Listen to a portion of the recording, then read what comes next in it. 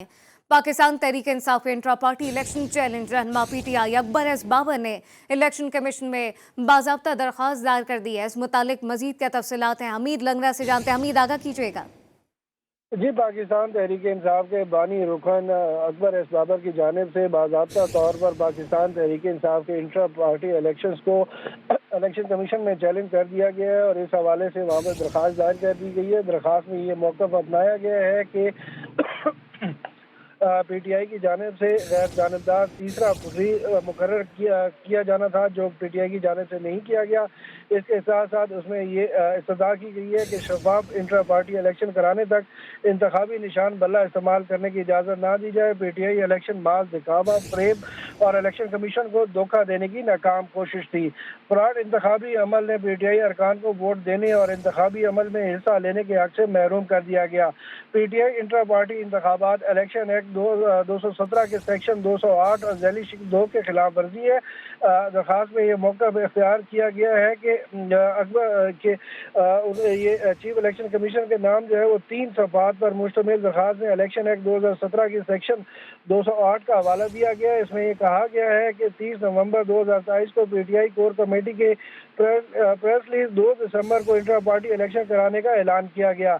नियाजुल्लाह नियाजी को chief election commissioner मुकर्रर किया गया। वफाकी सतह पर कमीशन के किसी और उहदेदार का नाम नहीं बताया गया। इलेक्शन कवायद और ज़वाबित, शेड्यूल, कागजात, नामजदगी का वक्त और तरीक़ाकार का नहीं बताया गया। कागजात की वसूली और मुस्तरद करने की तारीख, अपीलों की समाअत के बारे कुछ नहीं बताया गया। 2 दिसंबर तक इंतखाबात के बारे किसी किस्म की मालूमात PTI की वेबसाइट पर दस्तयाब नहीं थी। दरख्वास्त में यह भी मौक़िफ़ अपनाया गया है कि 1 दिसंबर 2023 को 4:45 पर PTI अरकान के वफ़द के हमरा मरकजी सेक्रेटेरिएट का दौरा किया। अमीन, ये भी बताइएगा कि माजी में भी हमने देखा, जैसे कि दरख्वास्त में कहा गया है कि धोखा और फरेब किया गया, तो वैसे भी इंट्रा पार्टी इलेक्शन में अगर देखा जाए तो एक रस्मी तौर पर इंट्रा पार्टी इलेक्शन कराया जाता है।